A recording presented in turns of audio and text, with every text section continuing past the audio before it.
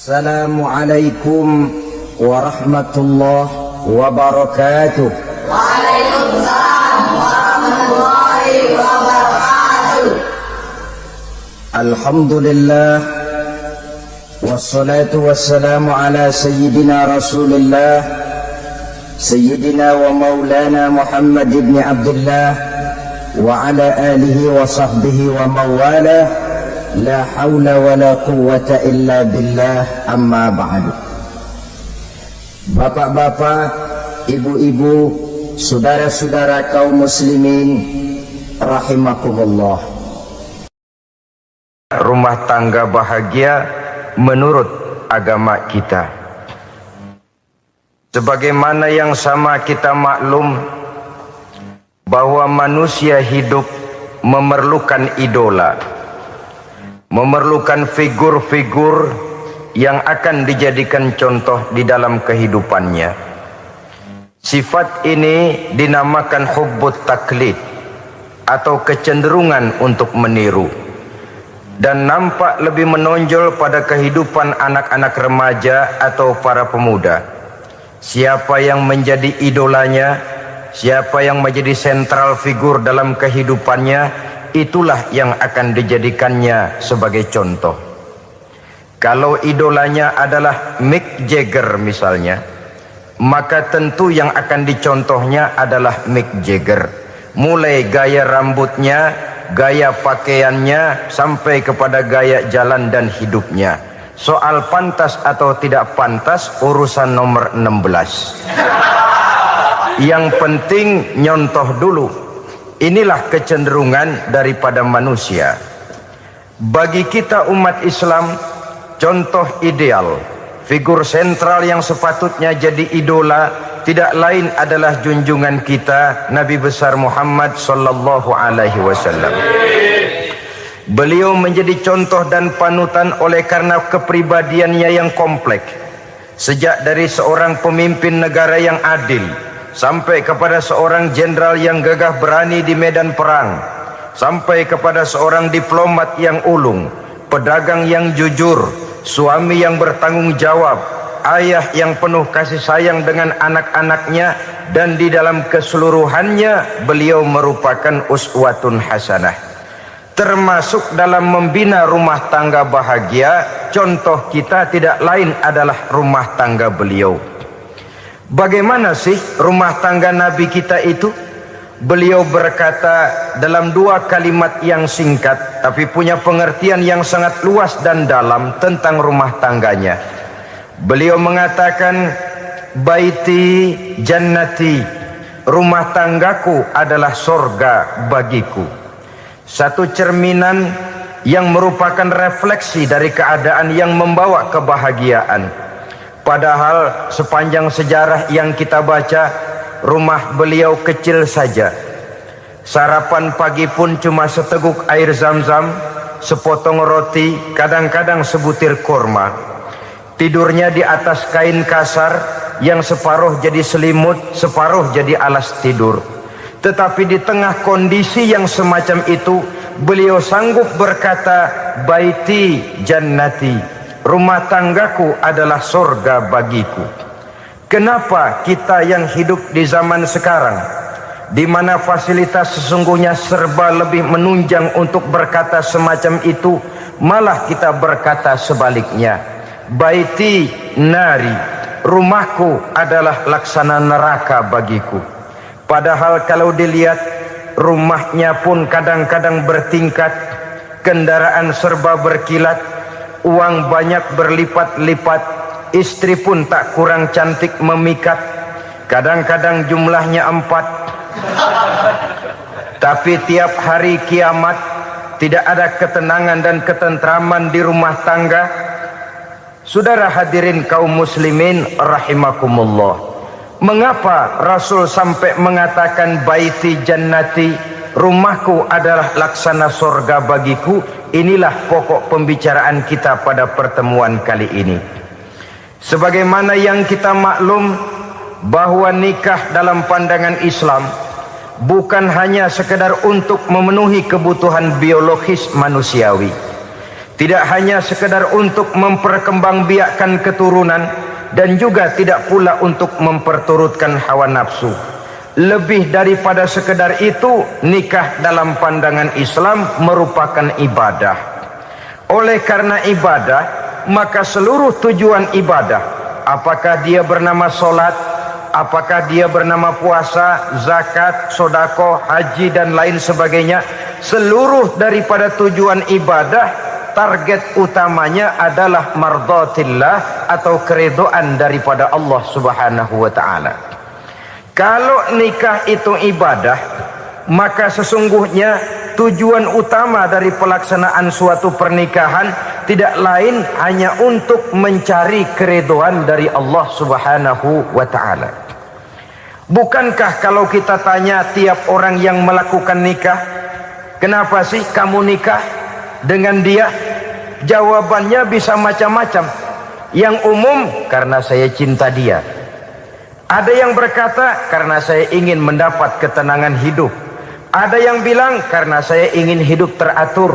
Ada yang mengakui, karena saya ingin dapat keturunan dan lain sebagainya. Tetapi sesungguhnya menurut ajaran agama, kalau nikah merupakan ibadah, jawaban intinya ialah saya melakukan nikah untuk mencari keridhaan dari Allah Subhanahu wa taala. Ini konsekuensinya kalau nikah merupakan bagian daripada ibadah. Rumah tangga yang didirikan atas dasar mencari keridhaan Allah, maka akan diwarnai oleh nilai-nilai luhur daripada ajaran agama. Tanpa harta orang memang sulit untuk bahagia, tapi harta bukan jaminan orang lalu akan bahagia. Harta pada suatu saat akan berakhir, kecantikan akan berkurang, pangkat dan jabatan akan sampai kepada batasnya. Tetapi agama, keyakinan, nilai-nilai iman, itulah pegangan kita yang kekal dan abadi. Sebab itu dalam surah Ar-Rum ayat ke-21 Allah Subhanahu wa taala menjelaskan, "Wa min ayatihi an khalaqalakum min anfusikum azwajan litaskunu ilaiha wa ja'ala bainakum mawaddatan wa rahmah." Dan di antara tanda-tanda kebesaran Allah, dijadikannya bagimu istri-istrimu dari diri kamu sendiri, litaskunu ilaiha, agar kamu bisa hidup tenang bersamanya, wa ja'ala bainakum mawaddatan wa rahmah, dan dijadikannya di antara kamu rasa cinta dan kasih sayang. Umumnya pernikahan terjadi karena mawaddatan warahmah ini, cinta dan kasih sayang. Atas dua dasar itulah rumah tangga didirikan orang. Atas dasar itulah seorang laki-laki dan seorang perempuan memadu janji untuk membagi suka dan duka dalam hidup ini secara bersama-sama. Namun kalau kita renungi ayat ini, Allah tidak hanya menjadikan cinta, tapi Allah juga menjadikan kasih sayang. Apa bedanya cinta dan kasih sayang? Apa bedanya mawaddatan warahmah ini? Saudara, mawaddah yang artinya cinta, itu sasarannya biasanya adalah jasmani, kecenderungan biologis. Itu akan berakhir. Orang yang mendirikan rumah tangga cuma karena kecenderungan biologis, cuma karena rasa cinta semata-mata, cinta biasanya terkait kepada keindahan. Betul apa benar? Biasanya orang mudah jatuh cinta kepada sesuatu yang punya nilai keindahan. Makanya anak muda jarang yang jatuh cinta sama nenek-nenek. Cinta selalu memandang segi keindahannya. Ini yang namanya mawaddah. Allah tidak mengingkari itu, silakan. Bahwa manusia secara naluri senang kepada serba keindahan, wajar-wajar saja. Tetapi tidak cuma mawaddah, Allah juga menciptakan rahmah, kasih sayang. Mawaddah mungkin ada akhirnya, tapi rahmah tidak akan pernah ada akhirnya. Kalau mawaddah adalah berkecenderungan kepada biologis, jasmaniah, maka rahmah kecenderungan kepada nilai-nilai rohani, kepribadian, kejiwaan, dan lain sebagainya. Dikala pernikahan di bawah umur 40 tahun, mungkin masih banyak mawaddahnya, rasa cintanya. Tapi 40 bahkan 50 tahun ke atas, rasanya orang berumah tangga kalau sudah 50 tahun ke atas itu lebih banyak kasih sayangnya ketimbang cinta-cintaannya. Kalau satu rumah tangga hanya didirikan atas dasar mawaddah saja, atas dasar cinta saja, padahal cinta itu terpaut kepada hal-hal keindahan, keindahan satu saat akan menurun. Ya, tentu sebagaimana yang kita maklum bersama-sama, belum punya anak memang cantik. Sudah punya anak, kecantikan mulai menurun. Punya anak 2, kulit mulai mengkerut. Punya anak 3, onderdil mulai dol. Punya anak 4, apalagi tidak pandai merawat diri, persis dompet tanggung bulan. Kalau rumah tangga didasarkan kepada rupa yang cantik saja, cinta akan bisa berpindah, paling tidak akan berkurang nilainya.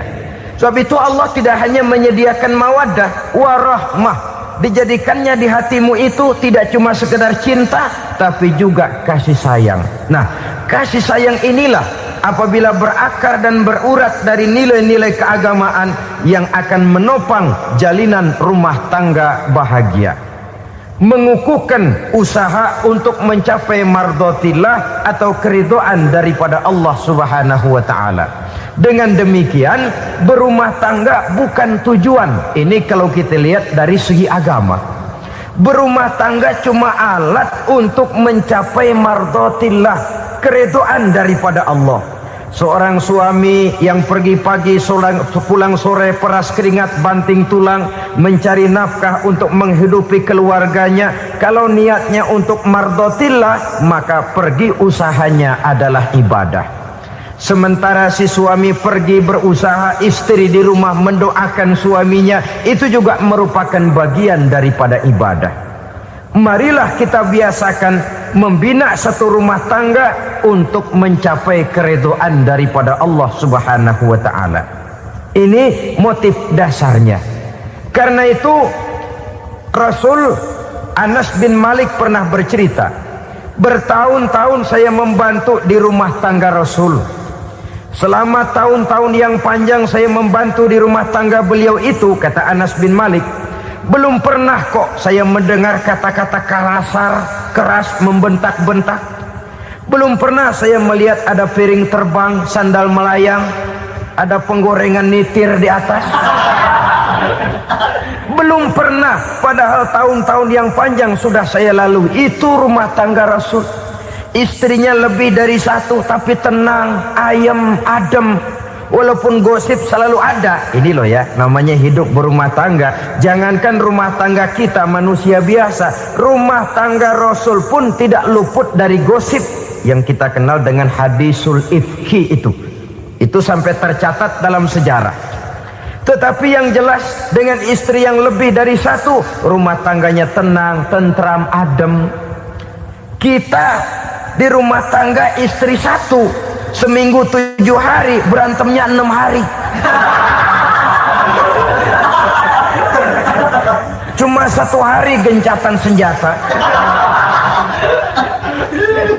Saudara hadirin yang saya muliakan, kalau tujuan rumah tangga adalah mardhatillah, apa ciri dari suami istri yang menegakkan rumah tangga untuk mencapai ridho Allah itu? Pertama, sepasang suami istri yang membina rumah tangga semata-mata untuk mencapai keridhaan Allah, cirinya yang pertama, bersyukur apabila beroleh nikmat. Ini ciri yang pertama. Bersyukur kepada Allah, kepada sesama berterima kasih. Suami berterima kasih kepada istri, bertahun-tahun didampingi hidupnya, dicucinya pakaiannya, dimasaknya makanannya. Tidak istri mengeluh walau hidup lebih banyak kurangnya daripada cukupnya. Suami pandai berterima kasih kepada istrinya. Sementara istri pun bisa berterima kasih kepada suaminya. Bertahun-tahun suami peras keringat, banting tulang mencari nafkah. menjadi palang dada terdepan apabila ada masalah-masalah yang besar. Kedua-duanya lalu punya timbangan. Nah inilah ya, saya pesan kepada suami, kepada para suami, kepada para istri, supaya di rumah ada timbangan. Perlunya apa? Kalau pada satu saat istri kita salah, suami cepat-cepat ambil timbangan, lalu ditimbang mana yang lebih berat, salahnya atau dosanya, benarnya atau kesalahannya. Ini istri saya jasanya begini, lalu jasanya begini, salahnya ini, mana yang lebih besar, jasanya atau salahnya? Dengan adanya timbangan, maka keputusan akan objektif. Tapi kalau timbangannya emosi, salah sedikit saja sudah main bentak, main usir, akhirnya keputusan akan mendatangkan kerugian. Sebaliknya, kalau suami yang salah, istri ambil timbangan, ditimbang mana lebih besar, jasanya atau salahnya. Jangan sampai nanti terjadi pepatah, panas setahun habis dihapus oleh hujan satu hari. Jasa istri yang puluhan tahun hapus oleh kesalahannya yang sedikit, atau jasa suami yang bertahun-tahun hapus oleh kesalahannya yang sebenarnya tidak seberapa. Akibat apa itu terjadi? Karena tidak adanya timbangan. Dari rasa bersyukur dan dari rasa berterima kasih ini, saudara-saudara, akan timbullah sifat saling menghargai. Suami menghargai istri, istri pun menghargai suami. Istiqomah, dikasih uang 5.000 senyum, dikasih uang 500 senyum. Itu namanya istri yang pandai bersyukur. Kalau tidak, 5.000 nyengir, 500 manyun. Tahu manyun? Kayak bemok nyari setoran, monyong saja. Ada sikap istiqomah di dalam membina kehidupan berumah tangga ini. Lalu mengerti posisi suami, ini termasuk tanda berterima kasih. Suami saya itu kerjanya apa, golongannya apa, gajinya sebulan berapa. Atas dasar itu, lalu istri menjadi istri yang tahu diri. Walaupun suami harus menyenangkan istri, istri pun hendaknya nimbang, tahu batas kemampuan suami. Kemauan mungkin tidak terbatas, tapi kemampuan sangat terbatas. Kalau suami pegawai kecil, ya mintalah yang kecil-kecil. Kalau suami pegawai rendah, mintalah yang sesuai dengan kemampuannya. Jangan suami gajinya cuma 50.000 sebulan, istri menuntut minta dibeliin gelang yang kayak pelek becak. Tentu sudah overacting namanya. Saudara hadirin yang saya muliakan, kunci awalnya bersyukur kepada Allah. Kalau sudah bisa berterima kasih kepada manusia, hati ini akan mudah bersyukur kepada Allah. Rumah tangga yang pandai bersyukur, berapapun kecilnya nikmat, bukan kecilnya yang dia lihat, tapi karunia Allah yang dinilai. Sehingga dari rasa berterima kasih kepada manusia akan timbullah rasa syukur kehadirat Allah Subhanahu wa ta'ala. Itu yang sering diistilahkan orang, kalau dia punya mobil, dia berkata alhamdulillah kita punya mobil, tetangga kita cuman punya motor. Kalau dia punya motor, syukur kita punya motor, tetangga kita cuman punya sepeda, kemana-mana kekejek melulu. Kalau dia punya sepeda, alhamdulillah punya sepeda, tetangga kita sebelah nggak punya apa-apa, kemana jalan kaki saja. Kalau dia jalan kaki, alhamdulillah kita masih bisa jalan. Tetangga kita sebelah lumpuh bertahun-tahun nggak kemana-mana. Kalau dia lumpuh, alhamdulillah kita masih hidup. Tetangga kita kemarin mati nggak balik lagi.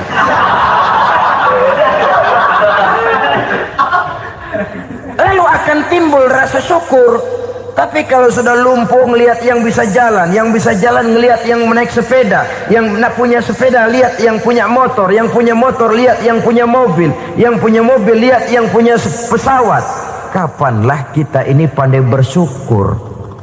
Sebab kesenangan seperti pelangi, tidak pernah di atas kepala kita, selalu kelihatannya di atas kepala orang lain. Sehingga kalau ngobrol orang sering bilang, lu sih enak lo gue lihat, gue kebelangsak amat nih ya. Setiap orang ngomong kepada kita begitu nadanya. Kita yang dilihat enak, sementara kita melihat orang lain enak. Tukang tahu melihat tukang tempe enak, tukang tempe melihat tukang tuak enak, tukang tuak bilang tukang sirsak enak. Enak itu seperti pelangi. Namun kalau kita mau merenungi, tidak pernah Allah berhenti memberikan nikmat kepada kita. Sejak kita bangun tidur sampai kita tidur kembali, bahkan tidur itu sendiri, seluruhnya tidak pernah putus dari nikmat Allah.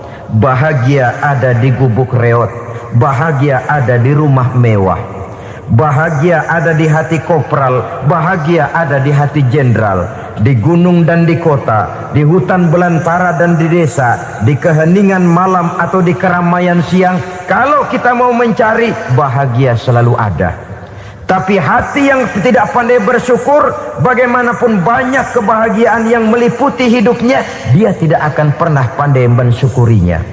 Maka berterima kasihlah kepada istri, berterima kasihlah kepada suami, bersyukurlah kehadirat Allah Subhanahu wa ta'ala. Saya sering mengatakan, sebaliknya seorang suami bagaimanapun kondisi istrinya, kalau itu memang jodohnya, beranilah berkata, istriku adalah Romeoku, istriku adalah Julietku, atau istriku adalah Sri Kandiku. Biarin pengkor ya pengkor, gak ada urusan. Mensyukuri. Kalau tidak mensyukuri, yang timbul lalu sesalan. Kalau sudah sesalan, mudah umpat mengumpat, caci mencaci dalam rumah tangga, lalu terjadilah kegaduhan. Ketenangan sulit kalau sudah tidak ada unsur saling menghargai itu.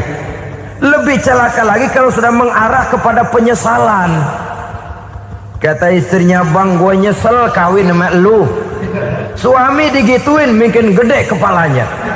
Kalau lu nyesel apalagi gua, makin nyesel.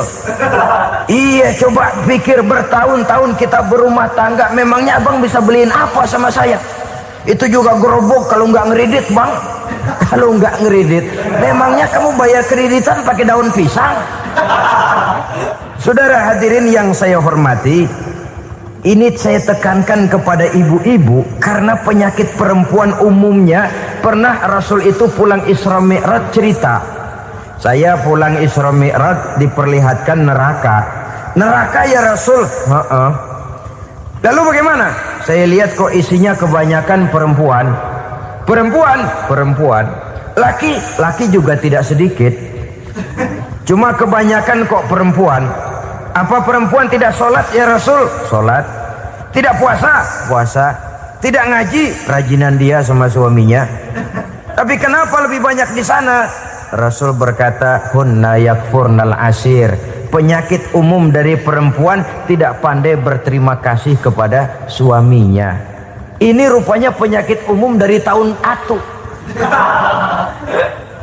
Saudara hadirin yang saya muliakan, jadi rumah tangga yang didirikan atas dasar mencapai ridho Allah, maka kelihatan dari pasangan suami istri menjadi orang yang pandai bersyukur terhadap nikmat.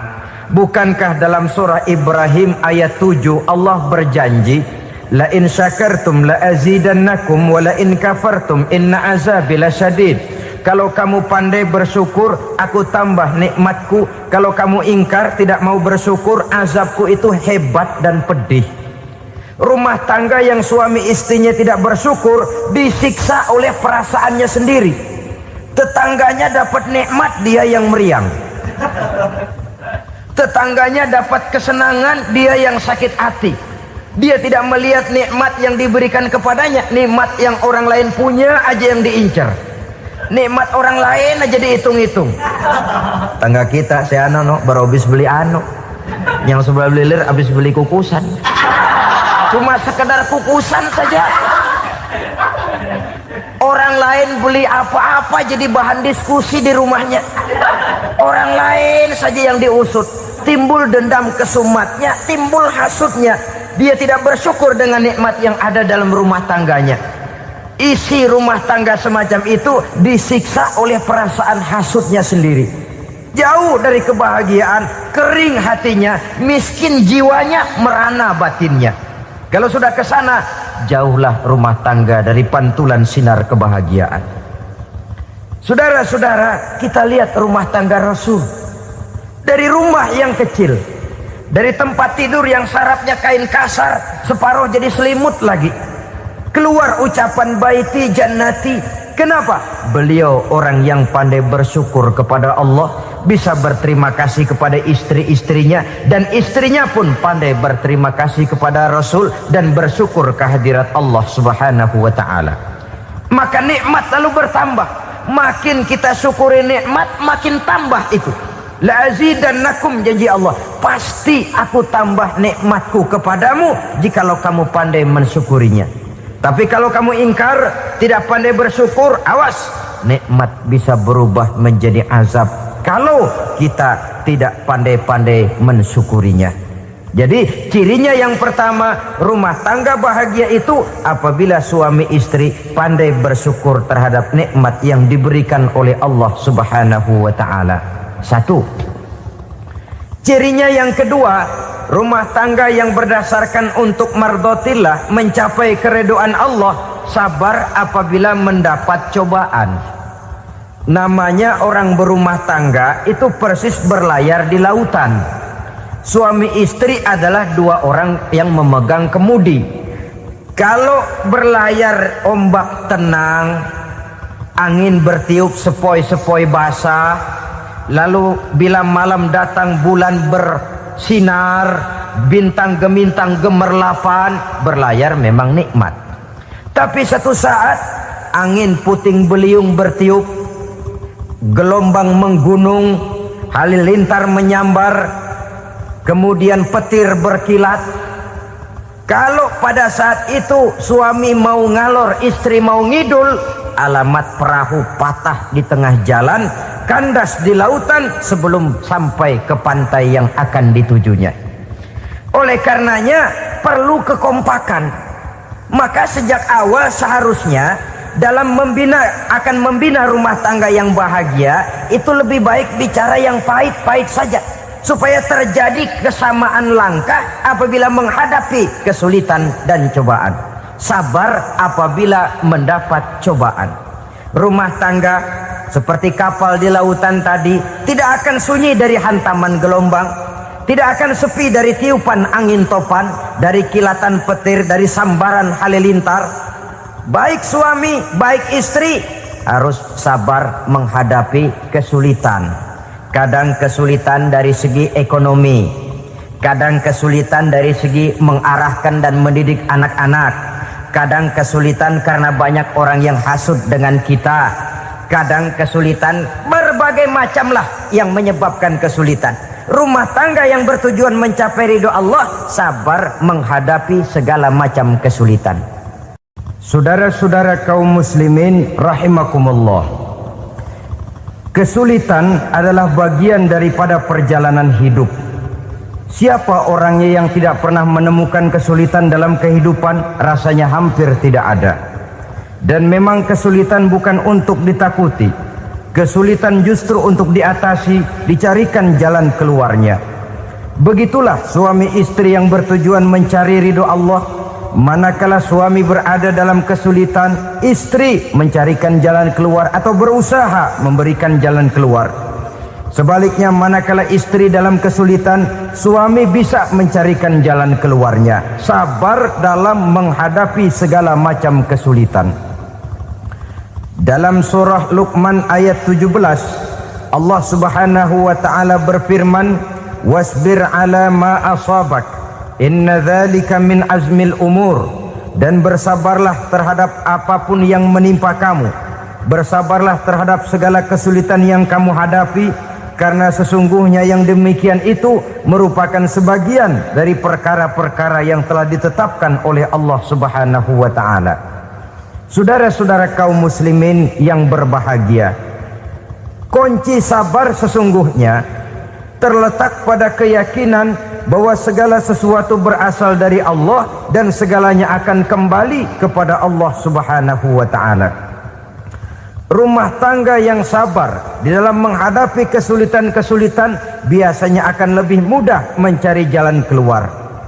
Tapi kalau sedikit kesulitan datang, kita tertimpa oleh kepanikan, oleh kegelisahan, dan oleh ketakutan yang tidak beralasan, maka kesulitan itu bukan saja tidak dapat diatasi, malah rasanya akan menjadi semakin besar di dalam kehidupan kita. Tidak ada rumah tangga yang tidak pernah berhadapan dengan kesulitan, bagaimanapun besarnya rumah tangga itu. Itulah sebabnya kita memerlukan orang lain. Hidup berumah tangga itu seperti orang punya mata.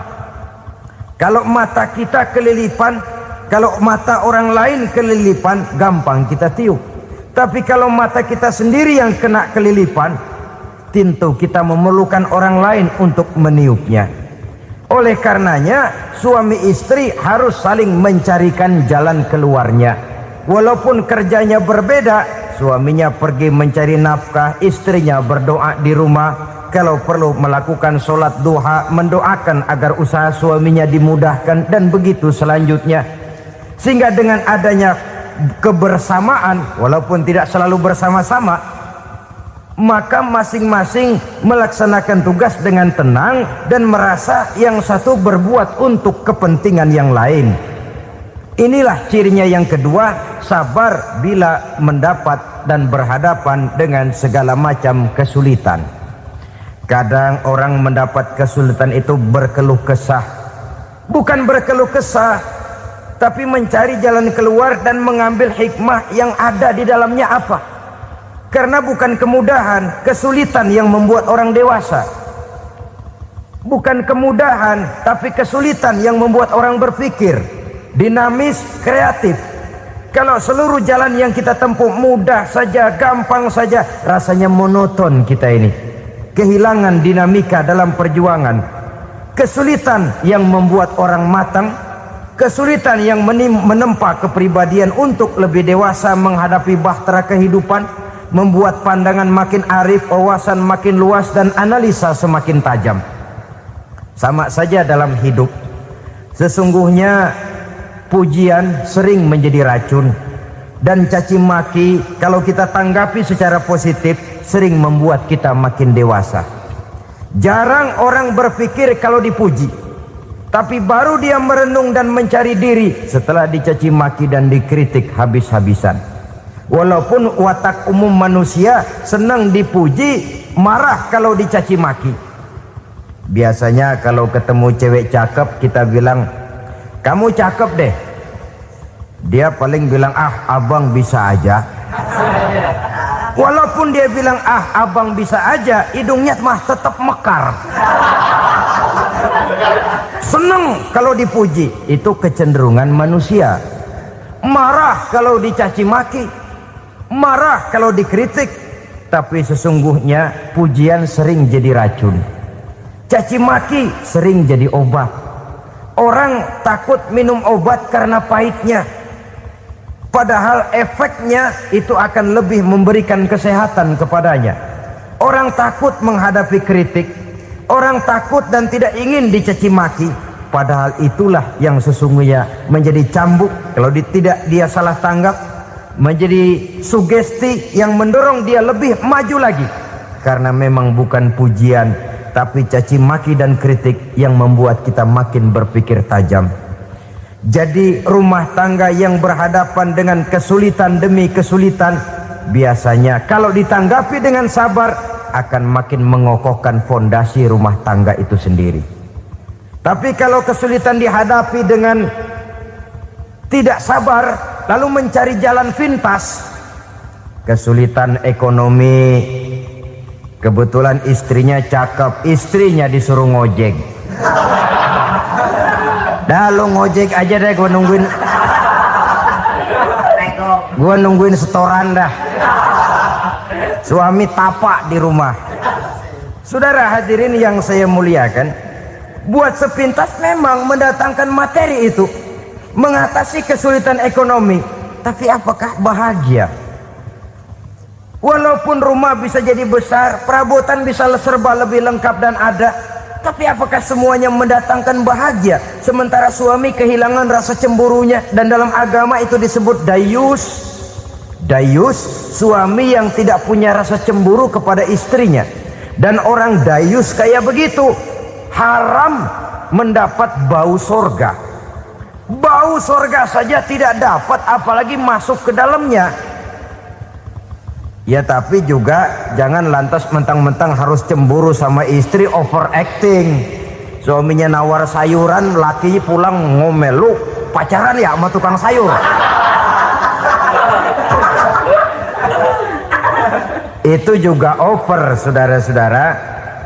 Kesulitan ekonomi diatasi dengan sabar. Sabar dalam arti berusaha dengan tidak mengambil jalan pintas, berusaha tetap berada di jalan yang diridhoi oleh Allah. Ini yang jadi problema ini rumah tangga sekarang ini, kesulitan ekonomi, di mana lapangan kerja sulit, di mana persaingan hidup tajam, sedangkan kita hidup ingin seperti orang lain. Kita mudah gelap mata, mudah picik pandangan, mudah sulit pertimbangan, lalu mengambil jalan pintas. Kadang menjual akidah, menjual keimanan. Kebetulan penderingan kering, ada yang nawarin beras 3 liter sama Supermi 2 bungkus.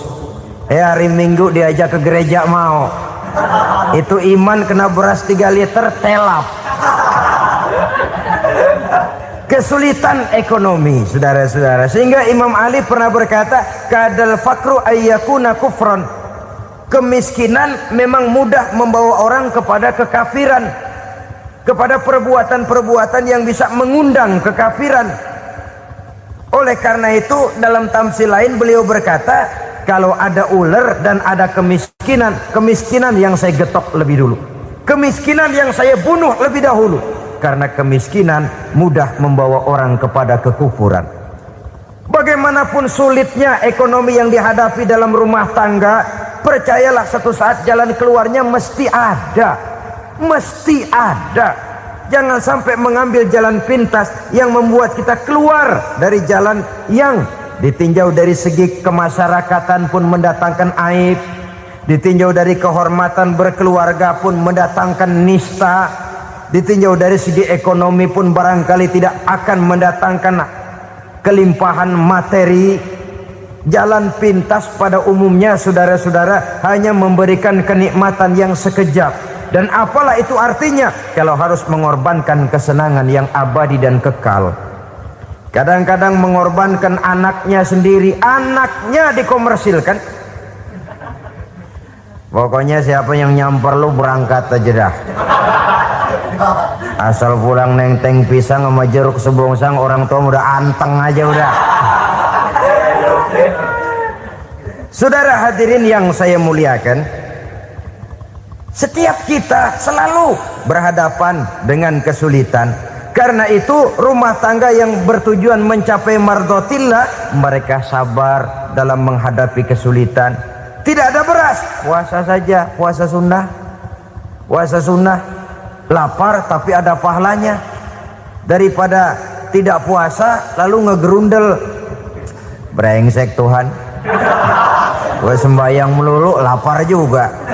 Sudah lapar tidak berpahala. Bukankah Rasulullah sendiri kalau pulang ke rumah Aisyah lalu berkata, ya Humairah, ada makanan hari ini? Ada makanan yang enggak ada bang. Alhamdulillah kalau begitu saya puasa. Pulang dari mana-mana perut lapar, mau makan tidak ada makanan, bukan marah, bukan ngamuk, puasa. Maka boleh puasa sunnah, niatnya udah siang, jam 10, jam 11, asal dari pagi belum makan apa-apa.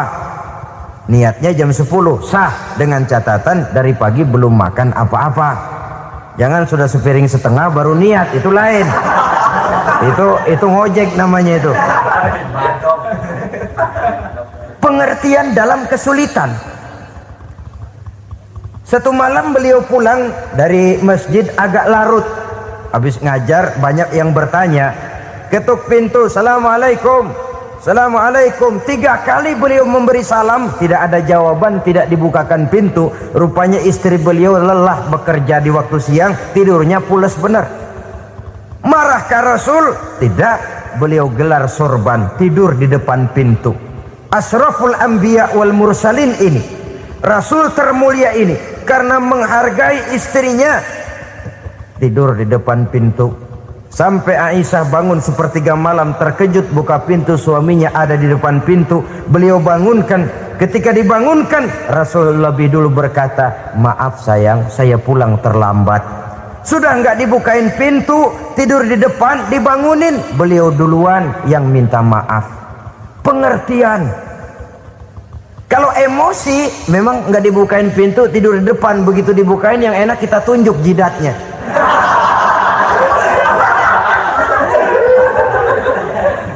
Saudara hadirin yang saya muliakan, kesulitan di dalam kehidupan merupakan bagian daripada kehidupan. Bukan untuk ditakuti, tapi untuk diatasi. Bukan untuk dihindarkan, tapi dicarikan jalan keluarnya. Hadapilah kesulitan dengan baik sangka kepada Allah, dengan lapang dada, dan dengan tetap bersabar menghadapinya. Kenapa? Karena tujuan kita mendirikan rumah tangga, mencapai ridho Allah. Kalau anak kita perjualbelikan, kalau istri kita komersilkan, kalau akidah kita jual untuk mempertahankan rumah tangga, bukankah makin jauh saja rumah tangga itu dari ridho Allah? Ini tujuan utamanya. Yang ketiga, rumah tangga yang bertujuan mardotillah itu, suami istri yang merupakan fondasi di rumah tangga, suami sebagai pemimpin, istri sebagai pembina, selalu musyawarah dalam menyelesaikan persoalan. Walaupun istri ditakdirkan sebagai pemimpin dan suami sebagai pemimpin dan istri yang dipimpin, tapi agama menganjurkan musyawarah. Jangan mentang-mentang istri nyari duit, suami nyari duit, lalu menteleng. Segalanya mau diktator, segalanya mau sendiri. Rumah tangga yang bertujuan mencapai ridho Allah selalu didirikan atas dasar musyawarah. Sehingga apabila sesuatu itu dihasilkan dari suasana musyawarah, tidak akan melahirkan penyesalan di belakang hari. Kalau tidak berjalan menurut seleranya masing-masing, belakangan timbul penyesalan, akhirnya main salah menyalahkan. Kalau sudah saling salah menyalahkan, itu artinya sudah saling mengungkit kekurangan masing-masing. Akibatnya tidak ada lagi saling menghargai. Jadi dengan demikian musyawarah di dalam menyelesaikan persoalan. Menghadapi kesulitan ekonomi, musyawarah. Menghadapi kenakalan anak, musyawarah. Akan membeli ini dan itu, sebaiknya juga musyawarah. Kalau merupakan hasil musyawarah, maka saudara-saudara hasilnya pun akan dihadapi oleh bersama. Enak rasakan bersama, tidak enak rasakan bersama. Kenapa? Tadinya musyawarahnya bersama-sama juga. Lah kalau hasil sendirian, giliran enak mungkin yang satu mau ikut, giliran tidak enak yang satu nuding. Gua kata juga apa? Kan begitu akibatnya kalau tidak berdasarkan musyawarah lebih dahulu. Maka insya Allah hasil musyawarah ini setidaknya tidak akan mendatangkan sesalan di belakang hari nantinya.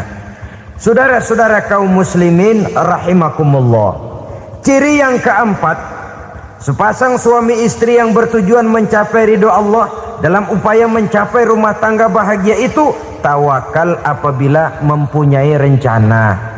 Tawakal berserah diri kepada Allah. Bukan berserah diri dalam artian mutlak yang mengarah kepada fatalism atau predestination.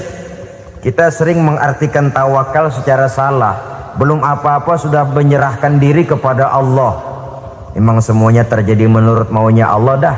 Gak usah ngapa-ngapain, bagaimana Tuhan aja dah. Lapar juga nggak usah makan, kalau takdirnya kenyang pan kenyang. Ya udah lapar terus kita. Makan dulu, perkara nanti kenyang apa tidak, itu baru tawakal. Kalau sakit ke dokter, soal sembuh atau tidak, baru tawakal. Artinya usaha itu ada. Setelah suami berusaha, istri berusaha, selebihnya tawakal. Apa perlunya tawakal? Apabila berhasil tidak lupa daratan, apabila berhasil tidak lupa diri, apabila gagal tidak putus asa. Sehingga dengan demikian dari tawakal ini lahirlah pondasi yang kokoh membina rumah tangga yang bahagia dalam upaya mencapai keridhaan daripada Allah Subhanahu wa taala. Apapun yang kita laksanakan di rumah tangga, tujuan intinya tetap untuk mencapai keridhaan Allah.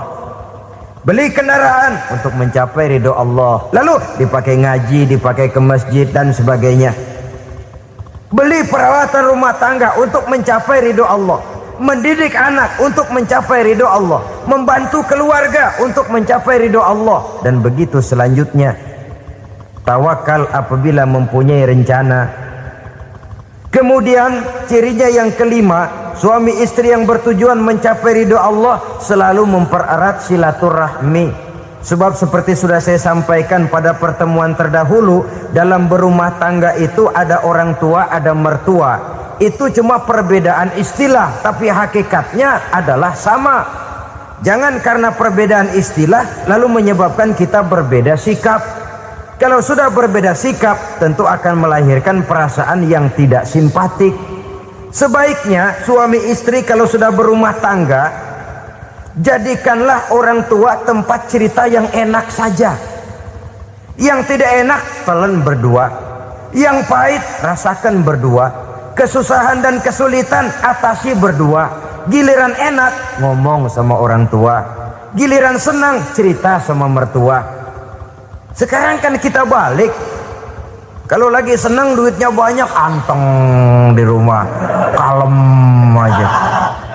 Tapi lalu waktu susah, waktu susah, cerita kepada orang tuanya, cerita kepada mertuanya. Lalu kapan kita mau menyenangkan orang tua? Sudahlah mereka susah mendidik kita di waktu kecil, membesarkan kita, melakukan segala macam pengorbanan. Demi setelah kita berumah tangga, kesulitan rumah tangga kita tumpahkan juga kepada mereka. Pererat silaturahmi dan usahakan agar seluruh keluarga hanya menjadi tempat kita cerita yang enak-enak saja. Istilah sehari-harinya, kalau di rumah kita makan sama sayur bayam, keluar rumah diem, malah seluitan. Tetangga tanya, lu makan kayaknya enak banget apa sih? Daging ayam.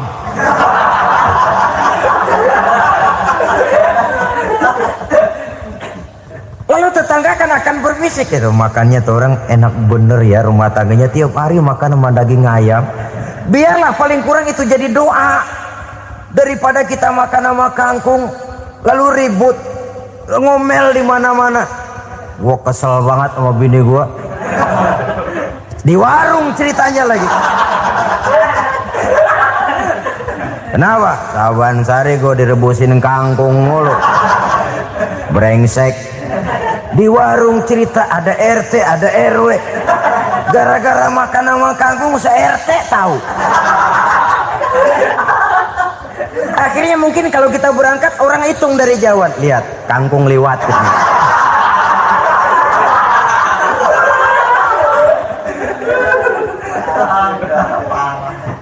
Bisa menjaga yang disebut security informasi, rahasia rumah tangga. Bahkan pernah saya berikan contoh karena ingin menghargai. Suami beliin kain batik buat istrinya. Istri tahu begitu sepintas, nih kain jelek nih. Tapi karena mau menyenangkan suaminya, dia bohong. Bagaimana bu, kain yang bapak beliin? Aduh bagus bener pak, bagus sekali itu kain. Warnanya pak emang yang model begitu tuh. Tetangga kita mana ada yang pakai kain begitu pak? Ya emang nggak ada, jelek. Menghargai. Sebab kalau waktu itu si istri jujur, yang timbul sakit hati suami. Bagaimana bu kain yang saya beliin? Goblok lo. Kain begitu dibeliin di pasar juga banyak 1.400. Campur odol lagi. Sudahlah suami punya niat baik, sampai rumah digoblok-goblokin, tidak ada lagi rasa saling menghargainya. Begitu pentingnya mempererat silaturahmi ini, sampai Nabi berpesan, isnani la yanzurullahu ilaihima yaumal qiyamah qati'ur rahim wa jarus su'. Ada dua golongan manusia yang di akhirat nanti tidak akan dilihat oleh Allah, tidak akan diopeni oleh Allah, didiemin aja. Siapa mereka? Pertama, orang yang suka memutuskan silaturahmi. Yang kedua, tetangga yang jahat dengan tetangganya. Dua golongan manusia ini, pemutus silaturahmi, kemudian juga tetangga yang jahat dengan tetangganya, ini tidak akan dipandang oleh Allah di hari akhirat nanti. Jadi pererat silaturahmi, sebab kita ini zon politikan, makhluk yang bermasyarakat, yang tidak bisa hidup sendirian. Setiap kita memerlukan orang lain. Kita disebut kaya karena ada yang miskin, kita disebut alim karena ada yang awam, kita disebut berkuasa karena ada rakyat jelata. Tanpa rakyat tidak ada penguasa, tanpa yang miskin tidak ada orang kaya. Kalau tidak ada yang jelek, siapa yang bilang cakep? Karena ngimbangi. Saudara hadirin, atas dasar ini mestinya kita selalu bersyukur dalam segala posisi, tidak lalu salah terima kepada karunia yang diberikan Allah kepada kita. Saudara hadirin yang saya hormati, pererat silaturahmi, jadikan orang-orang tua kita tempat kita cerita yang enak-enak saja. Yang tidak enak, telan sendiri, usahakan sendiri, carikan jalan keluarnya sendiri. Setidaknya ya diam sajalah. Kalau belum bisa membalas budi baik orang tua, setidaknya jangan menyakiti hati orang tua kita. Sudah lelah dan payah dia mengasuh kita, membesarkan kita, merawat kita. Demi setelah kita berumah tangga, seluruh kesulitan kita bawa lagi kepadanya. Karena itu buat para istri juga ini perhatian. Kalau dimarahi suami, jangan cepat-cepat pulang ke rumah orang tuanya. Nggak boleh diomelin dikit, main buntal aja. Gua pulang dah. Pulang. Sampai sana cerita habis-habisan, dikucek kejelekan suaminya. Nanti 2-3 hari balik aja lagi. Kan nggak lucu jadinya. Saudara hadirin, begitu juga suami. Mencaci maki habis istrinya, 2-3 hari baik aja lagi. Konyol, istrinya sudah dicaci maki habis-habisan, dijeleki leluhur-leluhurnya, 2-3 hari baik lagi, mesraan lagi. Kata bininya dalam hati, gua lu jelekin juga, lu pakai juga, payah.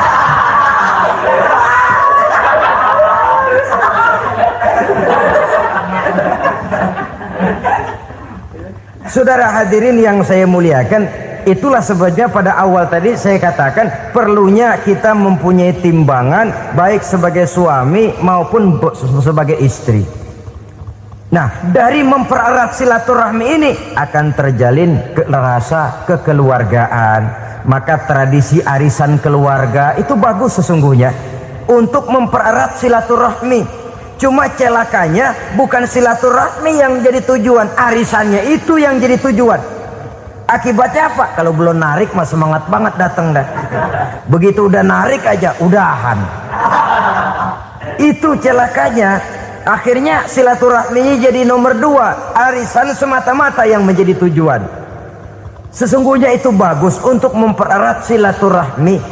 Karena kalau kita dengan kita sesama saudara sudah tidak saling mau mengenal, bagaimana dengan anak-anak kita?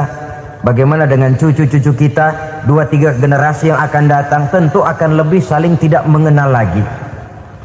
Baiklah ya, yang keenam, suami istri yang bertujuan untuk mencapai keridhaan Allah itu selalu berusaha tolong menolong di dalam kebajikan.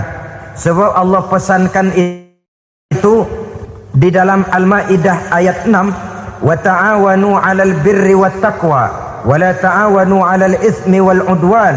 Bertolong-tolonganlah kamu di dalam kebaikan, di dalam bertakwa kepada Allah.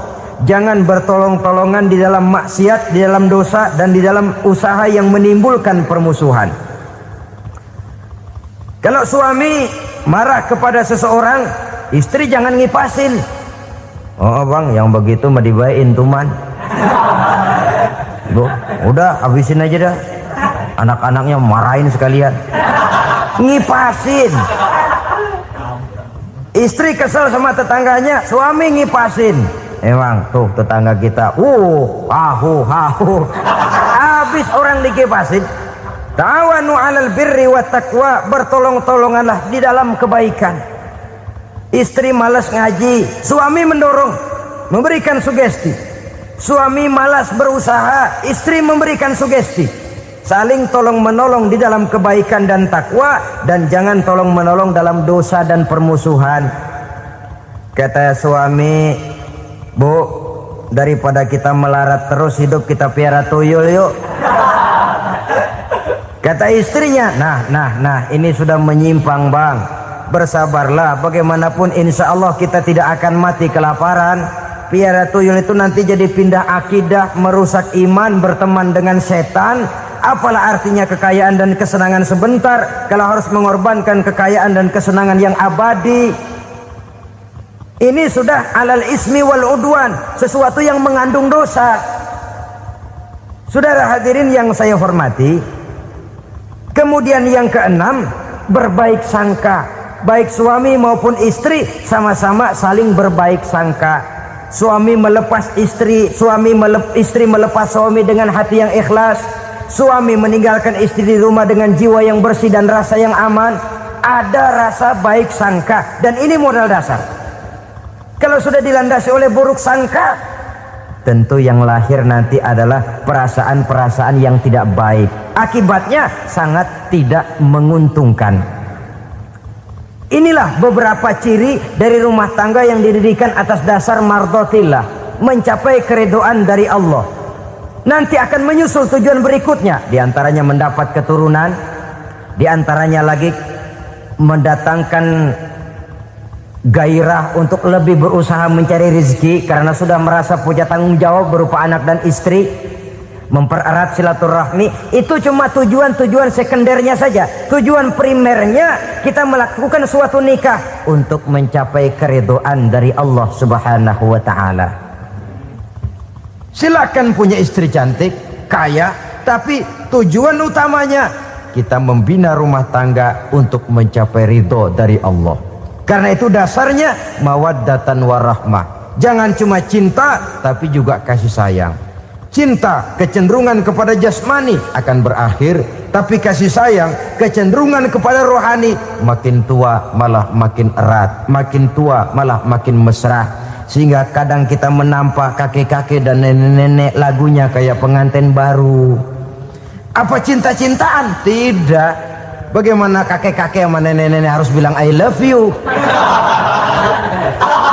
Yang masih ada itu waktu itu mawaddah, kasih dan sayang. Itu yang akan kekal, itu yang akan abadi. Tanpa materi orang sulit untuk bahagia, tapi materi semata bukan jaminan orang untuk bahagia. Nah, ciri yang terakhir dari rumah tangga yang bertujuan mencapai ridho Allah, sinar agama kelihatan di dalamnya. Baik suami maupun istri sama-sama orang yang taat melaksanakan ajaran agama. Saudara, mudah-mudahan walaupun singkat dapat menjadi sumbangan moral dalam kita mewujudkan rumah tangga yang bahagia menurut contoh yang diberikan oleh Rasulullah sallallahu alaihi wasallam. Terima kasih atas perhatian saudara. Mohon maaf atas segala kekurangan. Usikum wa nafsi bitaqwallah. Wassalamualaikum warahmatullahi wabarakatuh.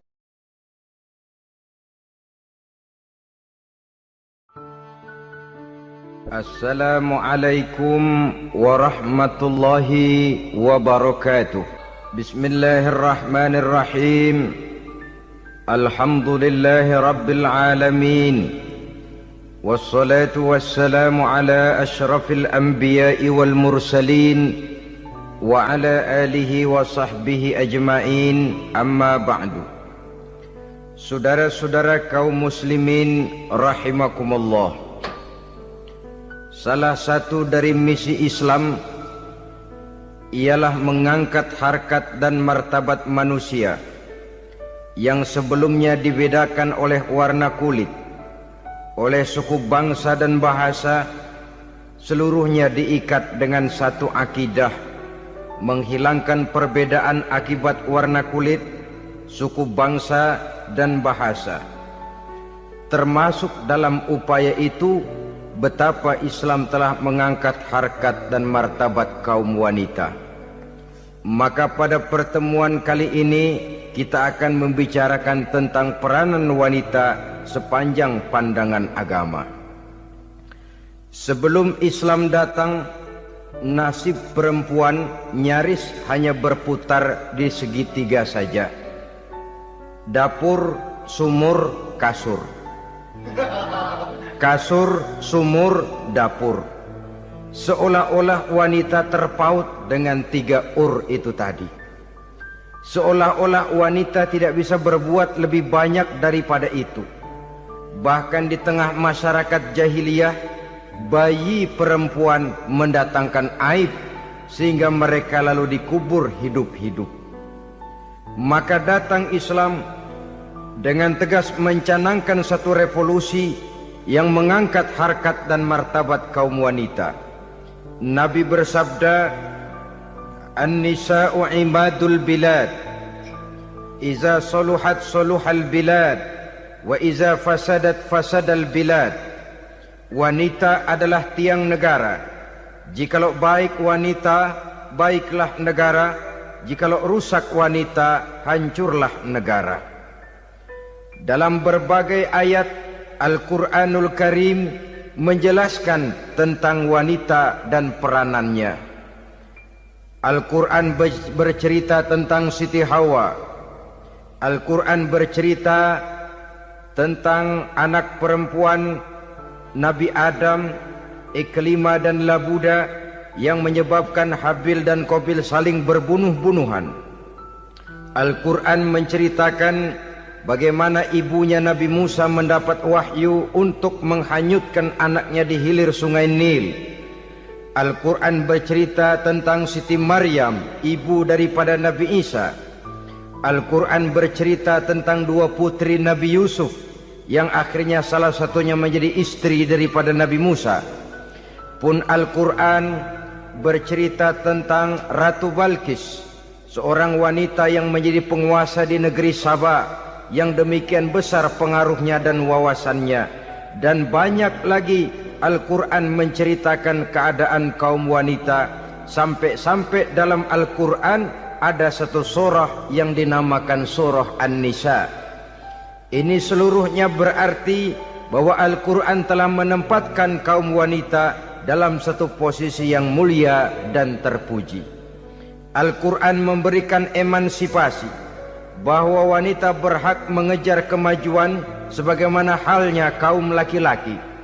Tetapi sungguh pun demikian, Al-Quran tetap memberikan batasan-batasan sepanjang emansipasi itu tidak bertentangan dengan kodrat kewanitaan itu sendiri.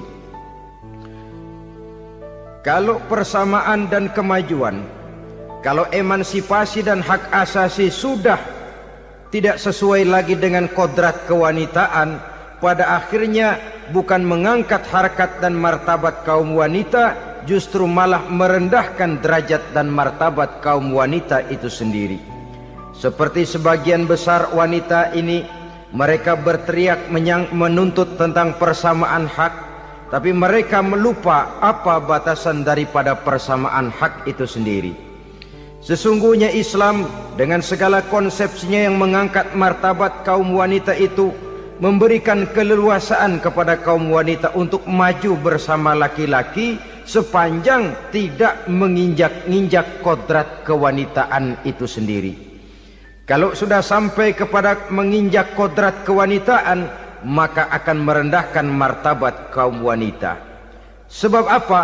Secara fisik dan psikis, agaknya memang laki-laki sudah ditakdirkan oleh Allah untuk menjadi pembimbing bagi kaum wanita. Walaupun tidak tertutup kemungkinan wanita tampil sebagai pemimpin, tetapi dari segi fisik biologis misalnya, laki-laki itu diciptakan kekar, kuat untuk memikul dan melaksanakan tugas-tugas yang berat. Sedangkan perempuan pada umumnya adalah lembut, ayu, lemot, denok, geboy, dan lain sebagainya. Maka kalau kita baca sejarah, Allah itu belum pernah mengutus rasul perempuan. Semua rasul laki-laki. Sebab apa? Secara fisik biologis tugas kerasulan lebih dimungkinkan oleh seorang laki-laki. Tugas rasul itu berat. Kadang-kadang perang, dicaci maki, berhadapan dengan ujung tombak, ujung pedang dan lain sebagainya. Makanya seluruh rasul laki-laki, dan Allah belum pernah mengutus rasul perempuan. Dari segi lain, perempuan itu banyak terhalang untuk melaksanakan ajaran agama. Misalnya 1 minggu dalam sebulan perempuan itu terkena cuti khusus, mengalami masa menstruasi, tidak sholat, tidak puasa, tidak melaksanakan ajaran agama yang tidak dibolehkan pada saat menstruasi itu. Kalau ada rasul perempuan, lalu saat malaikat akan menyampaikan wahyu, kebetulan rasulnya sedang wah, itu bisa balik-balik lagi malaikat Jibril ke langit itu. Mau turun nyampein wahyu, balik lagi ke atas, ditegur, kenapa balik lagi Jibril? Rasulnya lagi head.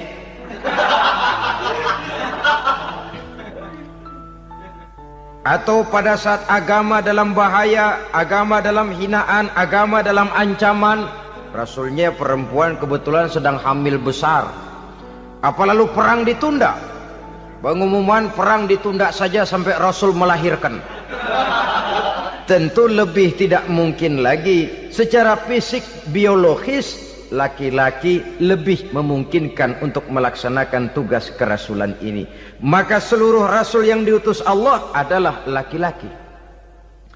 Saudara hadirin yang saya muliakan, sungguh pun demikian, Islam itu mengangkat martabat wanita sedemikian tinggi sebagai tiang negara yang menentukan jatuh dan bangunnya negara, yang ikut mewarnai bahkan menjadi warnanya suatu negara. Walaupun peranannya memang tidak begitu kelihatan, tapi sesungguhnya amat sangat menentukan.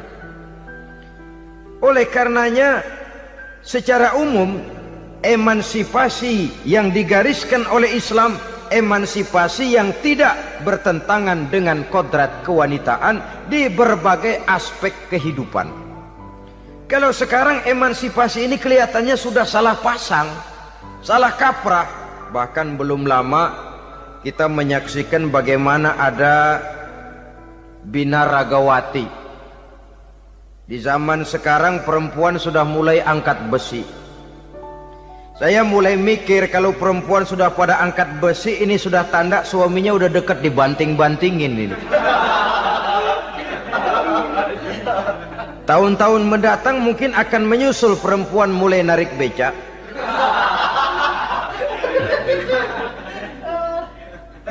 Nampaknya kan sudah tidak lagi mengindahkan kodratnya sebagai wanita. Ada olahraga yang hanya pantas dikerjakan oleh laki-laki. Oleh karena itu pada kesempatan ini kita akan mencoba melihat peranan wanita dari berbagai dimensinya. Yang pertama, peranan wanita sebagai istri. Adalah Rasul memilih istri pertamanya Sayyidatuna Khadijah radhiyallahu anha. Kalau pilihan utama beliau pertama kali nikah dengan Siti Khadijah, jelas itu pilihannya bukan karena kecantikan. Kenapa? Beliau nikahi Siti Khadijah dalam usia 40 tahun Khadijah dan 25 tahun Rasul. Statusnya janda pula. Kalau beliau seorang pemburu kembang, pemburu bunga, kenapa mesti nikah dengan janda berumur 40 tahun? Sedangkan beliau waktu itu masih berumur 25 tahun. Apa sasaran utamanya? Bisa kita lihat nanti. Setelah beliau diangkat menjadi Rasul, ternyata Khadijah lebih daripada seorang istri. Beliau masuk ke dalam staf Nabi. Orang lain beliau belum beriman, beliau malah beriman lebih dahulu sebagai perempuan pertama yang masuk Islam. Orang lain memusuhi Nabi, beliau malah mengorbankan hartanya untuk membantu perjuangan Nabi. istri setia semacam ini dengan peranannya sebagai istri yang sedemikian rupa memberikan andil yang sangat besar bagi kesuksesan dan keberhasilan seorang suami. Sebaliknya, seorang istri bisa mempengaruhi suaminya. Seorang suami yang jujur, polos, lugu, sederhana bisa jadi koruptor ulung kalau didorong-dorong oleh istrinya. Seorang istri Pak Lurah memang tidak ikut mengatur kelurahan, tapi dia bisa mewarnai suaminya. Seorang istri gubernur memang tidak ikut mengatur provinsi, tapi dia bisa mewarnai suaminya. Sepanjang warnanya positif, tentu sangat baik dan sangat diharapkan. Tetapi kalau warnanya negatif, kiamatlah akibatnya umat ini. Oleh sebab itu, peran pertama dari kaum wanita sesungguhnya adalah sebagai istri yang mendampingi suami untuk mengolah dan melaksanakan tugas-tugas besar. Dari seorang yang paling kecil sampai kepada seorang yang punya jabatan paling tinggi sekalipun, pengaruh dan peranan istri memang sangat menentukan. Saudara hadirin kaum muslimin rahimakumullah, itulah sebabnya Nabi menikah dengan Siti Khadijah. Dan lebih dari itu, sebelum menikah dengan Nabi, Siti Khadijah itu sudah terkenal sebagai pengusaha wanita, business girl kalau bahasa sekarang ini. Bahkan jaringan bisnisnya tidak hanya Mekah saja, tidak hanya antar kota, bahkan sudah antar negara, dari Mekah ke Syam, dari Mekah ke Madinah dan lain sebagainya, yang bahkan kita tahu Rasul pada mulanya pun ikut membantu perdagangannya Siti Khadijah radhiyallahu anha ini. Jadi kalau bercermin dari karier Siti Khadijah, boleh saja wanita bergerak di bidang bisnis, asal memang profesi, bukan karena dengan senjata dan modal kecantikan lalu membujuk dan merayu orang sampai telap sehingga bisnisnya berjalan lancar dengan jalan menjual kecantikannya. Tidak, bergerak di bidang bisnis yang memang profesinya di situ. Tidak ada salahnya. Bisa saja perempuan menjadi business girl seperti yang dicontohkan oleh Siti Khadijah radhiyallahu anha ini. Sebab itu, kontes-kontesan yang hanya bertitik kepada rupa yang ayu saja, rupa yang cantik saja, sesungguhnya bukan hanya tidak bermanfaat, tapi saya pikir juga sangat tidak mendidik. Yang mengajar anak-anak remaja putri kita untuk berlomba-lomba hidup dalam kepalsuan. Alis mata palsu, hidung pesek dimancungin palsu, operasi plastik. Alis matanya dikerik, bikin yang palsu. Tai lalat lagi bikin yang palsu. Gincu bibir dimerahin, palsu. Seluruhnya hidup dalam kepalsuan. Akan lebih baik kalau kita ini misalnya mengadakan kontes yang menitik beratkan kepada ketinggian IQ, kecerdasan, kemampuan, skill, keahlian dan kemampuan. Tidak hanya dititik beratkan kepada rupa yang ayu dan cantik semata-mata. Sebab di samping manfaatnya diragukan, juga sangat tidak mendidik buat generasi yang akan datang. Terutama ibu-ibu, peran utama wanita sesungguhnya adalah sebagai istri mendampingi suami dalam melaksanakan tugas-tugas besar. Satu hari, serombongan ibu-ibu pernah datang menghadap Rasul mengajukan satu resolusi. Protes kalau bahasa kita sekarang. Ya Rasul, ada apa bu? Kalau laki-laki sih enak. Enak bagaimana? Iya, kalau orang laki-laki sholat, perempuan sholat. Laki-laki puasa, perempuan puasa. Laki-laki pergi haji, perempuan pergi haji. Laki-laki menuntut ilmu, perempuan bisa menuntut ilmu. Tapi kalau laki-laki pergi jihad, perang membela agama, kami perempuan tidak bisa ikut jihad perang di medan pertempuran. Padahal pahala jihad sangat besar dan kami ingin mendapat pahala jihad. Tidak adil kalau begini ya Rasul, izinkan kami pergi jihad. Ini perempuan di zaman Rasul, kalau ada kebaikan tidak bisa ikut, rasanya rugi bukan main, lalu protes. Apa jawab Rasul? Beliau senyum. Ibu-ibu jangan khawatir. Walaupun ibu-ibu tidak maju ke medan perang, ada ibadah yang pahalanya sama dengan pahala jihad itu. Apa ya Rasul? Beliau menjawab, jihadukunna fi baitikunna. Jihadnya ibu-ibu, jihadnya kaum wanita adalah di rumah tangganya sebagai istri. Memasak makanan suaminya, mencuci pakaian istrinya, mengasuh, merawat dan membesarkan anak-anaknya, itu seluruhnya bagian daripada ibadah yang pahalanya tidak kurang dengan pahala jihad. Kenapa? Al-Quran itu memberikan sesuatu sesuai dengan kedudukannya. Kalau perempuan pergi perang jihad membela agama, musuhnya laki semua, kayak apa perangnya? Itu musuhnya bisa nggak mau pakai pedang, perangnya udah gulat aja udah. Sehingga Rasul lalu memberikan satu jalan keluar yang membuat wanita-wanita itu lega. Jihadukunna fi baitikunna. Ibu-ibu sih tidak usah khawatir, jihad ibu adalah di rumah tangga ibu-ibu semua. Sejak bangun tidur sampai tidur kembali, nyaris kaum ibu itu 24 jam pekerjaannya. Sebagai istri, dia melaksanakan jihad di rumah tangganya. Peranan wanita yang pertama adalah sebagai istri, yang walaupun tidak kelihatan dan menonjol seperti halnya laki-laki, tapi sangat mewarnai, bahkan menjadi warna dari tugas apapun yang dihadapi oleh suaminya. Dulu ada seorang orator, kalau pidato hebat bukan main. Kalau dia bernada gembira, semua orang senyum.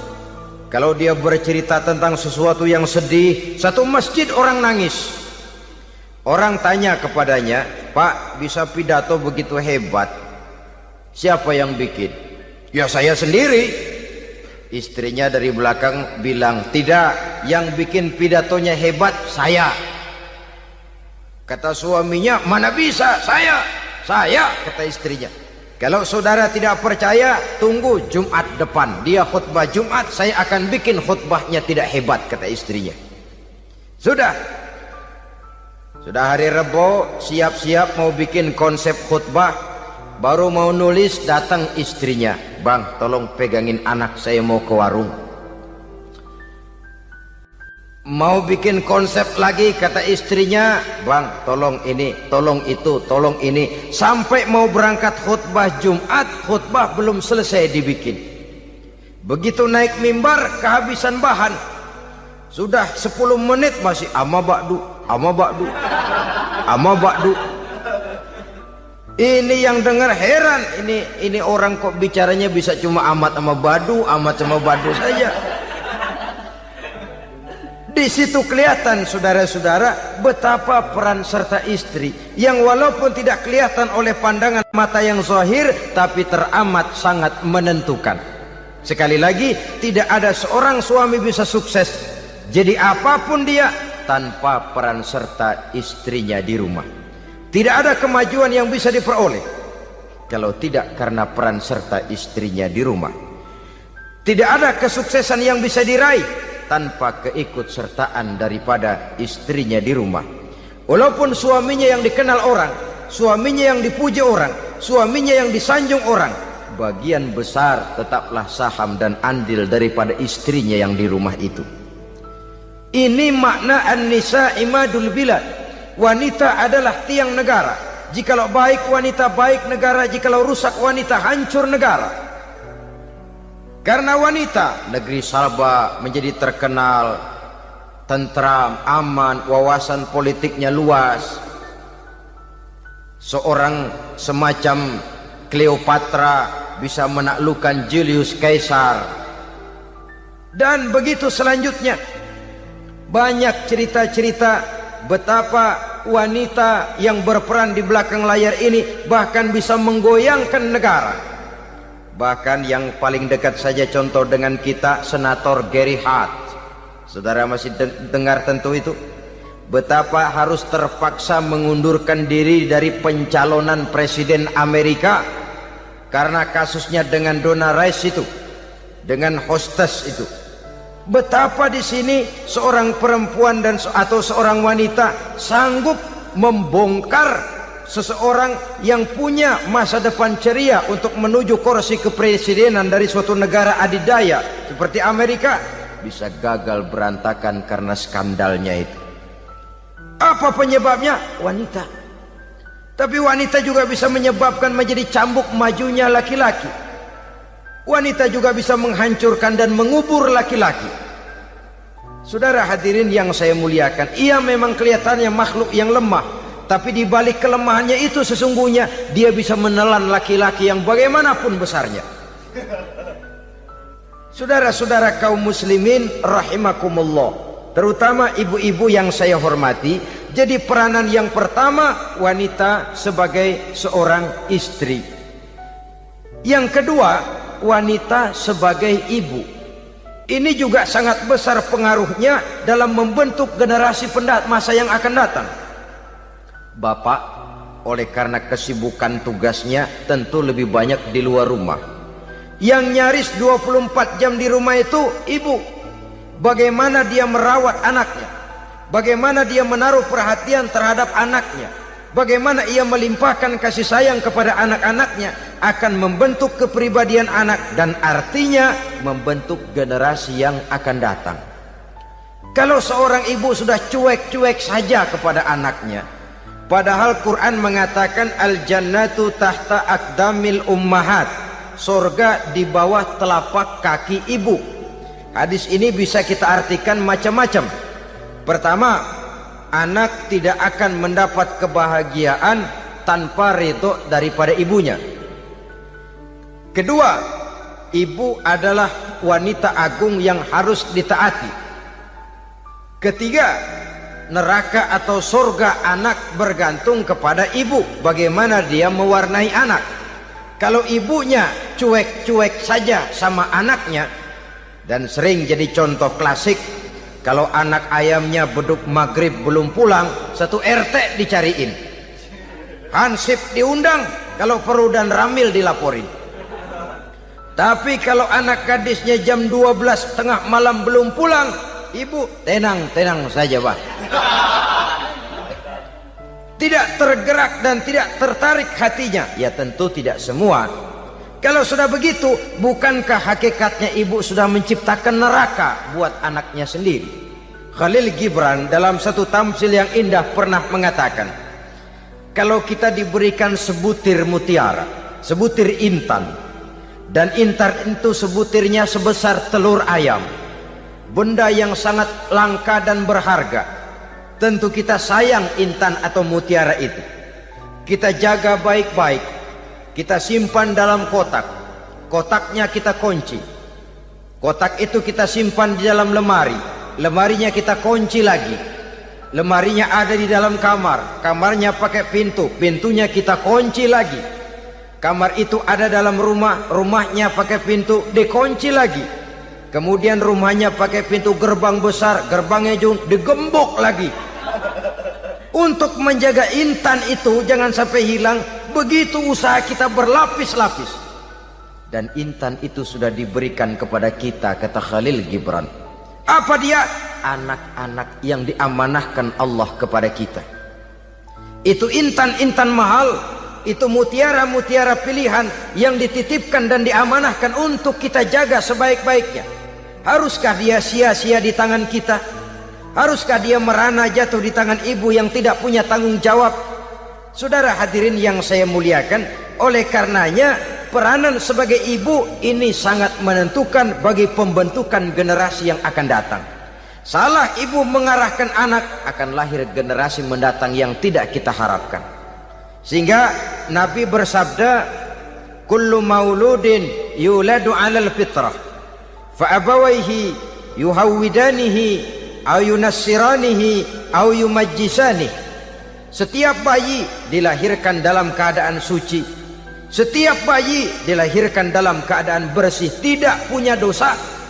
Islam tidak mengenal dosa warisan. Semua saja bayi lahir dalam keadaan suci dan bersih. Kalau demikian lalu bagaimana?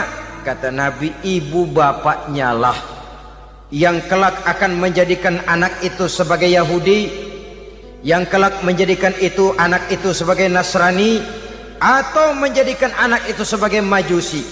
Ibu bapaknya yang mewarnai anak.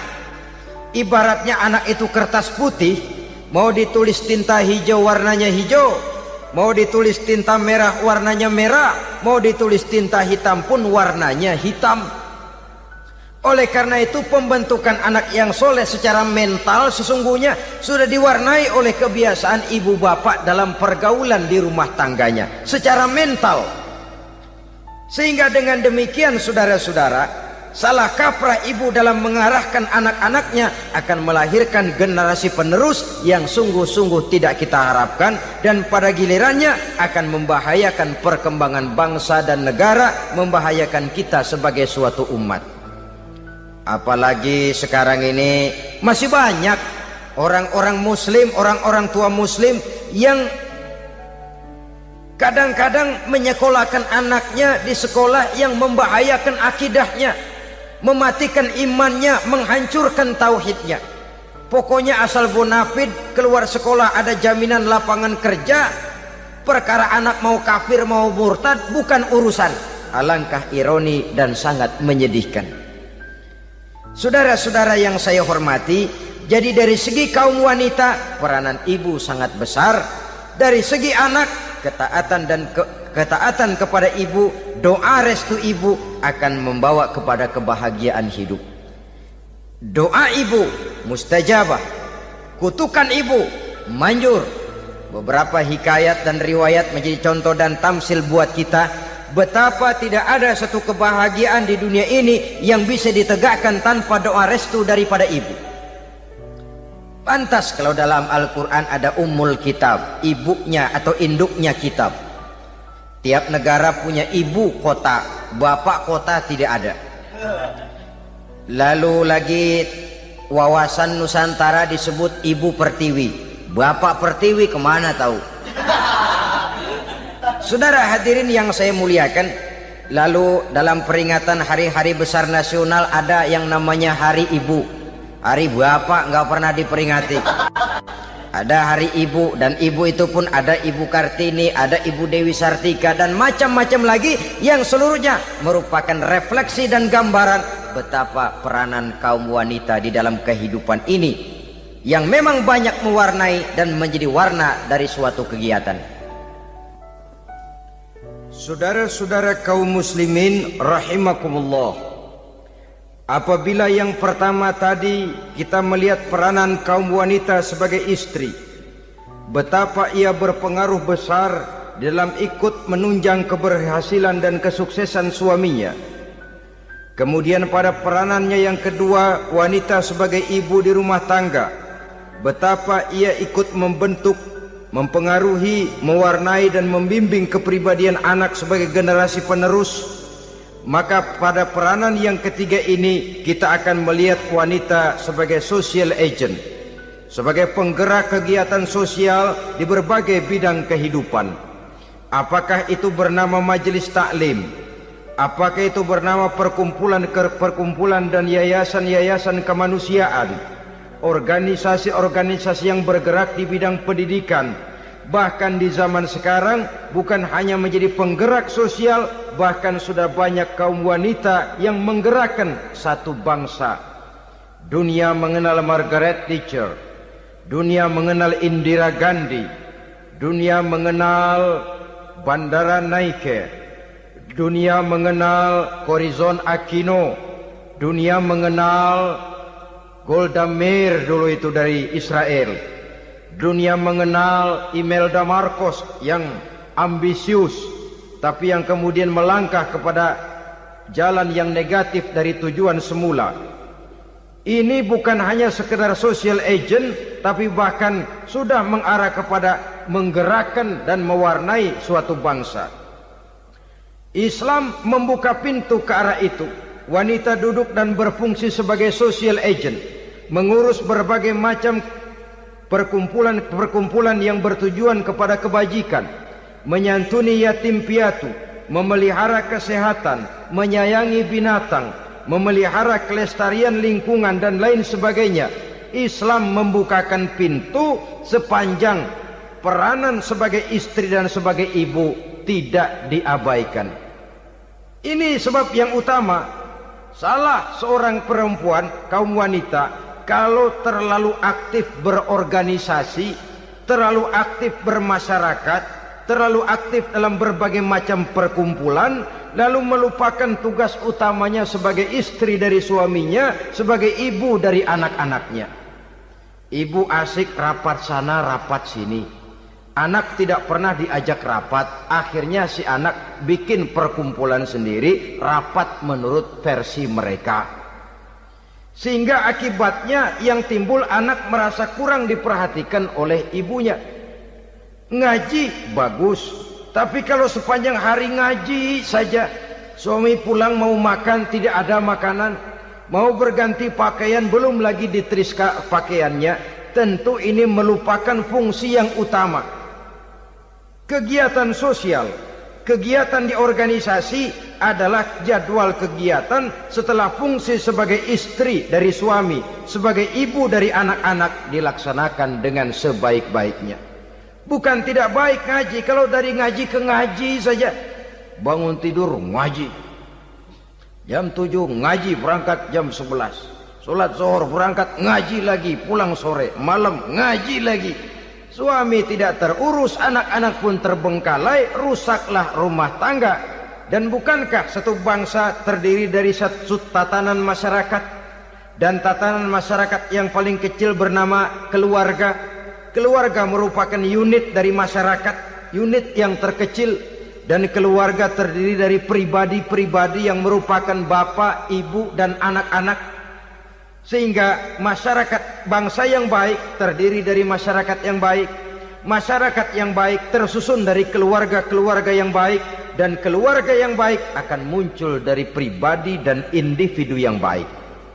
Pribadi dan individu yang baik yang sadar mana kewajiban yang primer, mana kewajiban yang sekunder. Sebagai social agent, dia lalu mawas diri dengan tetap mempertimbangkan kodrat kewanitaannya itu tadi. Saya ikut prihatin kalau ada perempuan main sepak bola. Dan saya yakin betul kalau perempuan main sepak bola, yang nonton pasti bukan nonton bola. Ya mungkin bola juga, tapi bola yang mana? Itu wallahu a'lam. Ya dicari olahraga yang sesuai dengan kodrat kewanitaan begitu. Dicarilah olahraga yang sesuai dengan kodrat kewanitaan. Sepak bola sudah maju, ya belakangan saya katakan tadi muncul lagi wanita angkat besi. Belakangan bisa kita bayangkan wanita main tinju. Babak belur sudah kalau sudah begitu. Kemajuan dengan melupakan kodrat kewanitaan akan menyengsarakan kaum wanita itu sendiri. Silahkan maju menjadi social agent, menjadi penggerak di masyarakat. Para istri Rasul bisa kita jadikan satu figur. Siti Khadijah, figur sebagai istri pendamping yang setia. Dikala suaminya bingung, ia tampil memberikan pandangan. Dikala suaminya bingung, ia memberikan tanggapan. Dikala suaminya dimusuhi orang, ia menampakkan kesetiaannya. Kau tidak sendiri bang, aku di sisimu. Dikala jiwanya gelisah ketika pertama kali menerima wahyu berhadapan dengan malaikat Jibril, Khadijah yang menghibur. Kalla ma yukhzikallahu abada. Tidak apa-apa bang, Allah tidak akan menyusahkan kau untuk selamanya. Tenang sajalah, tenang. Abang orang baik-baik, Allah tidak akan menyengsarakan abang. Peran sebagai istri. Dan Rasul mantap, sehingga bertahun setelah Khadijah wafat selalu terkenang dan dikenang oleh Rasul. Pernah satu saat beliau itu seperti orang melamun. Aisyah tanya, kok seperti ngelamun bang? Iya kata Rasul, saya seperti mendengar suara terompahnya Khadijah di surga. Padahal Khadijah sudah lama wafat. Aisyah mendengar itu rada sedikit manyun. Kata Aisyah, Bang, cukup sekali ini saja, jangan sebut-sebut lagi nama itu ya. Cemburu rupanya. Ya soal cemburu sih nggak bini Nabi, nggak bini kita, namanya cemburu. Perempuan mesti ada. Apa jawab Rasul? Ya Humairah, Aisyah, haruskah saya melupakan seseorang yang dikala orang lain memusuhi saya, dia mati-matian membela saya. Dikala orang lain mau membunuh saya, dikorbankan hartanya untuk membantu perjuangan saya. Mestikah saya melupakan orang yang begitu baik? Tidak, Aisyah. Sepanjang nafas masih ada, sepanjang itu saya tidak akan bisa melupakan Khadijah sayang. Peran sebagai istri Khadijah ini, peran sebagai istri. Suaminya bingung, istrinya memberikan hiburan. Kadang kan tidak, suami bingung, istri bingungan lagi. Ya sudah, mari ramai-ramai kita bingung sudah. Bukan mencari jalan keluar, yang sudah bingung malah ditambahin bingung lagi. Saudara hadirin yang saya hormati, lalu figur Siti Aisyah, muda, cantik, kreatif, cerdas. Kalau bahasa sekarang barangkali wanita karier ini. Ini figur-figur loh. Jadi punya keistimewaan masing-masing, sehingga ada pilihan. Ya tentu orang mencari istri itu kan karena ada dasar pilihan. Mungkin rupanya kurang menarik tapi akhlaknya bagus. Mungkin akhlaknya sedang-sedang saja tapi potongannya cakep, masih ada pilihan. Sudah potongan jelek, akhlak bejat. Emangnya lu milih merem tempo hari ya?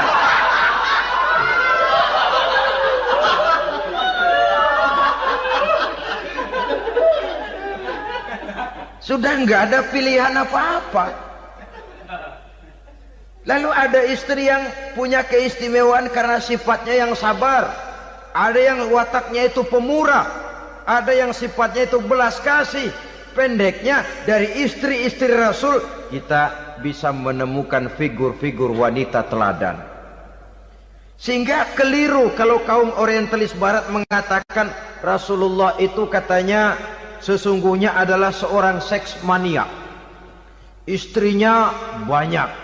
Oh ini memang bajingan ini orientalis ini.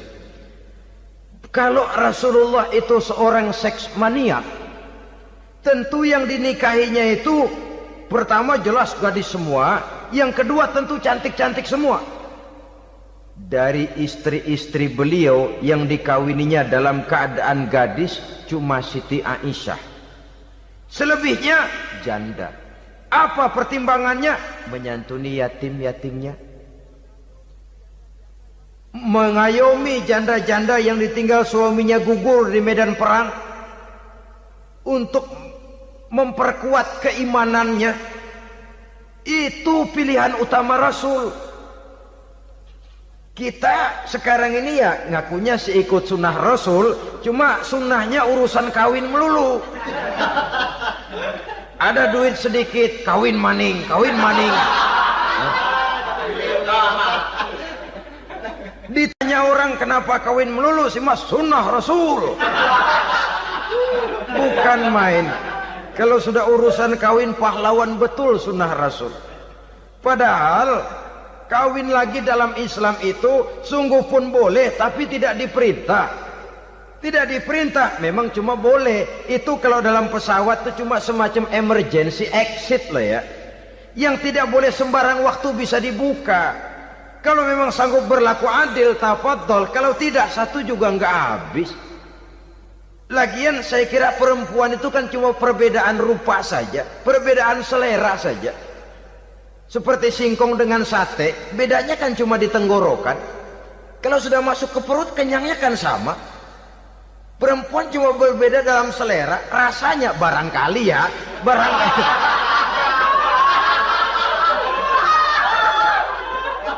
Barangkali tidak jauh beda.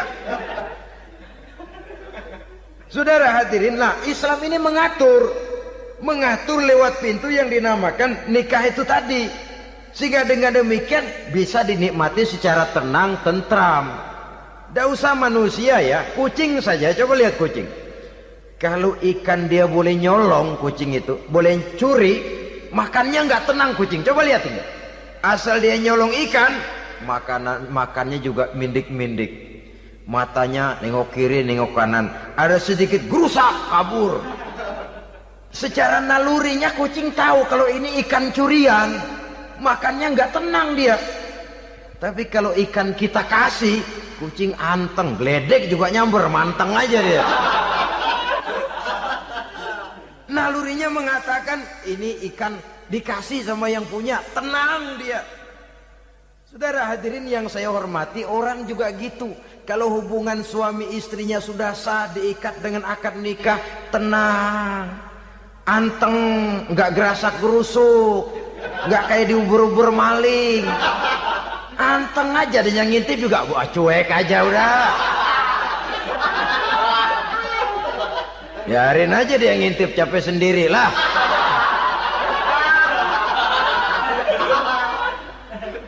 Tapi kalau nyuri-nyuri, coba lihat dah. Mana di kebun banyak nyamuk, Hansip mukul tiang listrik, dia yang bingung. Islam ini sesungguhnya memudahkan jalan, saudara-saudara. Jadi sebagai social agent, wanita bisa berperan untuk itu. Apalagi untuk hal-hal yang menyangkut wawasan kemanusiaan, di mana kaum wanita karena emosinya lebih tinggi daripada kaum laki-laki, dia sangat peka terhadap masalah-masalah yang menyangkut kemanusiaan. Hatinya mudah tergugah, perasaannya cepat terenyuh. Dengan penderitaan dia cepat tergugah. Dia bisa menjadi social agent tanpa harus melupakan fungsi utama sebagai istri dan sebagai ibu dari anak-anaknya, sebagai istri dari suaminya. Saudara hadirin yang saya muliakan, dahulu Al-Quran pernah menceritakan betapa istri-istri pembesar di istana mewah di zaman Nabi Yusuf, kalau istilah sekarang nyonya-nyonya jet set, nyonya-nyonya VIP, betapa mereka mau memporak-porandakan keimanan seorang pemuda seperti halnya Nabi Yusuf alaihi salam. Dan Nabi Yusuf kemudian ternyata tidak mau jadi gigolo yang kerjanya hanya menyenangkan wanita-wanita jet set kelas VIP ini tadi. Sesungguhnya ini cuma satu simbol yang kejadiannya bisa saja terjadi pada zaman modern dalam versi dan kondisi yang berbeda. Namun bagaimanapun juga, wanita dengan peranannya sebagai social agent, sebagai penggerak masyarakat, sangat besar pengaruhnya dalam ikut mewarnai perkembangan suatu negara. Seorang suami perlu memberikan dorongan kalau istrinya aktif di bidang sosial, asal dengan catatan saja, fungsi sebagai istri, fungsi sebagai ibu jangan sampai terlantar karenanya. Bahkan saya katakan tadi, di zaman sekarang wanita tidak lagi hanya berfungsi sebagai social agent, bahkan sebagai national agent, penggerak dari satu bangsa. Muncul wanita-wanita yang jadi menteri, yang jadi anggota DPR, bahkan yang jadi kepala desa dan lain sebagainya. Secara umum memang ar-rijal qawwamuna 'alan nisa. Laki-laki adalah pembimbing bagi kaum wanita karena kelebihan fisik biologis, kelebihan kemampuan intelektual dan lain sebagainya. Namun wanita pun boleh saja menjadi social agent sepanjang catatan yang saya sampaikan tadi. Jangan sampai melupakan kodrat kewanitaan, jangan sampai mengalahkan fungsi sebagai istri dari suaminya, sebagai ibu daripada anak-anaknya. Nah, kemudian fungsi yang keempat di bidang ilmu pengetahuan. Islam memberikan kesempatan yang sama kepada kaum wanita. Thalabul ilmi faridatun ala kulli muslimin wa muslimatin. Menuntut ilmu itu wajib hukumnya bagi orang Islam, baik laki-laki maupun perempuan. Sampai dibentuk kalimat pengecuali khusus ini, muslimin wa muslimatin, bagi muslim laki-laki, bagi muslim perempuan. Dan alhamdulillah, kalau dulu di zaman Raden Ajeng Kartini nasib perempuan berada di balik pintu yang digembok rapat-rapat. Siklusnya berputar cuma sumur, dapur, kasur, kasur, sumur, dapur, dapur, sumur, kasur. Melingkar di situ-situ saja peranan kaum wanita. Memberontak jiwa Raden Ajeng Kartini, menuntut persamaan bahwa wanita berhak maju sama dengan laki-laki. Entah Islam sejak 14 abad yang lalu sudah mencanangkan ini, menuntut ilmu wajib bagi laki-laki dan perempuan beragama Islam. Orang Islam baik dia laki-laki, baik dia perempuan, wajib menuntut ilmu. Ilmu dalam artian umum, tidak hanya sekedar fikih tauhidnya, ya di bidang kedokteran, di bidang teknik, di bidang hukum dan lain sebagainya. Ini yang perlu dibanggakan. Kalau perlu ini yang perlu diadakan kontes. Kontes IQ. Wanita yang paling berprestasi di bidang ilmiah, wanita yang punya prestasi di bidang menjaga kelestarian lingkungan hidup, wanita yang punya prestasi menggerakkan sosial, menyantuni yatim piatu, memelihara kesehatan. Adakan kontes macam itu untuk mendorong. Ini enggak, kalau kontes yang diukur betis, bibir, pinggul, payudara, lubang hidung, ukur sekalian kita. Apa manfaatnya dan apa unsur pendidikan yang ada di dalamnya? Tidak menguntungkan, tidak mendidik, dan tidak membawa manfaat. Kecuali lalu yang timbul pola hidup konsumen, pola hidup konsumer, pola hidup yang material, pola hidup yang wah, pola hidup yang gemerlapan. Ya, kalau oleh anak-anak muda yang terjangkau, kalau tidak, dia hanyut ditelan mimpinya. Dia ingin bergaya hidup jet set, sementara dia dihadapkan oleh kenyataan bahwa dia tinggal di kampung, ibu bapaknya orang kampung, dan lain sebagainya. Jiwanya berontak, terjadilah kegalauan, terjadilah kerancuan, terjadilah komplikasi, perang di batin antara keinginannya dengan lingkungan nyata yang dihadapinya. Dan kalau sudah ada gejala semacam itu, penyakit-penyakit kejiwaan akan mudah muncul. Ini gejala terutama buat orang-orang yang tinggal di daerah transisi. Kota besar bukan, kampung banget juga enggak, daerah cekak. Akibatnya gayanya ya sering gaya enggak karu-karuan, gaya kepalang tanggung jadinya. Saudara hadirin yang saya muliakan, akhirnya apa? Santri tapi lagunya kayak koboi. Koboi tapi sesungguhnya santri. Saudara hadirin yang saya hormati, dengan demikian maka di bidang ilmu pengetahuan wanita mempunyai peranan yang sangat besar. Dia bisa tampil dengan karya-karya ilmiahnya yang membawa manfaat bagi perkembangan agama, bangsa dan negaranya. Majulah kaum wanita dengan ilmu pengetahuan, tuntutlah ilmu seluas-luasnya. Kita hidup di satu negara yang merdeka, kita beragama yang memberikan satu keyakinan bahwa menuntut ilmu merupakan kewajiban, bahwa peranan wanita tidak hanya di belakang dapur, lain sebagainya yang seluruhnya terpantul dari dinamika kehidupan kaum wanita. Saudara-saudara kaum muslimin rahimakumullah. Kemudian yang kelima, peranan wanita dalam bidang agama. Kita bersyukur sekarang ini gejalanya dimanapun pengajian, biasanya lebih ramai pengajian ibu-ibu dari bapak-bapak. Peringatan hari-hari besar keagamaan, biasanya lebih ramai ibu-ibu daripada bapak-bapak. Pengajian ibu lebih ramai, padahal kalau bicara sibuk, lebih sibuk ibu daripada bapak misalnya. Kalau sudah pengajian bapak-bapak, biasanya pengajiannya ramai cuma 3 giliran itu. Pembukaan, maulid, penutupan. Kalau sudah yang rutin pengajian tiap minggu, 3 pojok yang ngaji. Yang atu nguap, yang atu pules, yang atu ngiler.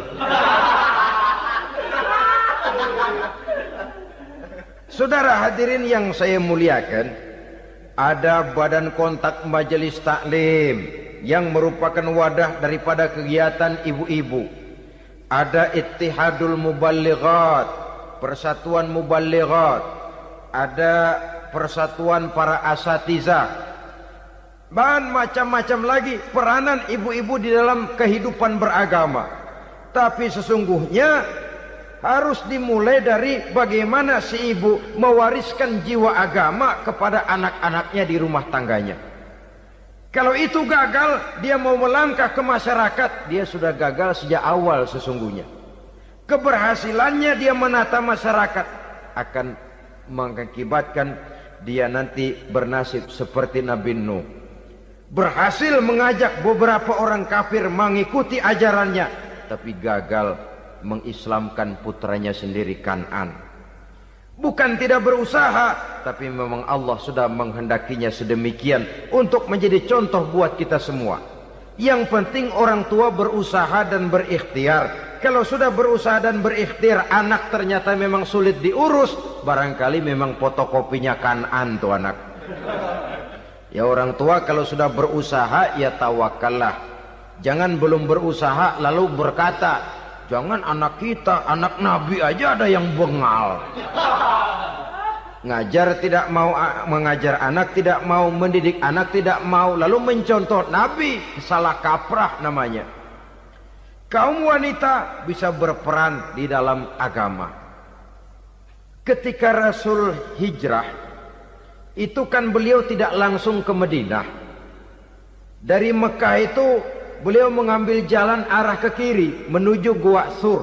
Ini dalam strategi militer punya makna sendiri. Jenderal yang ulung, ahli strategi militer ini.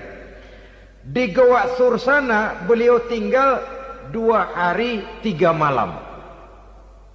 Siapa yang membawa makanan ke Gua Sur?